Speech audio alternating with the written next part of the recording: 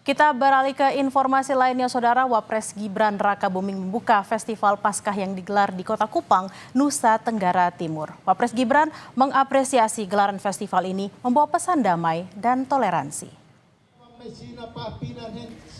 Festival Paskah tahun 2026 dibuka secara resmi oleh Wakil Presiden Gibran Rakabuming di Bundaran Tirosa, Kupang, Nusa Tenggara Timur, Senin siang. Festival ini merupakan rangkaian perayaan Paskah yang dibuat pemuda gereja Masih Injil di Timor atau GMIT dengan tema Damai dari Gerbang Selatan NKRI dan diikuti kurang lebih 4.000 peserta. Wapres juga menyerahkan obor perdamaian yang diarak dari perbatasan Indonesia Timur Leste menuju Rotendao. Menurut Wapres, festival ini mampu memperkuat toleransi sekaligus mendorong pariwisata dan ekonomi daerah. Festival ini rencananya dijadikan sebagai event pariwisata rohani di NTT, Saudara.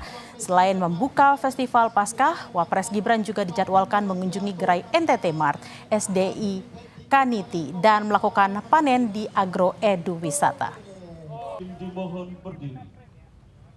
Selamat melaksanakan Festival Paskah pada seluruh keluarga besar GMIT dan juga warga NTT.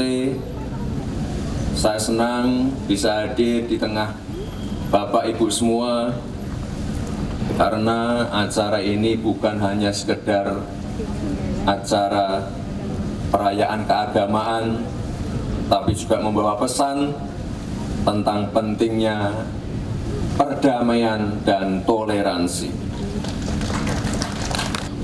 Festival Paskah ini akan didorong sebagai agenda wisata rohani. Saya kira ini langkah yang baik dan perlu kita dukung bersama.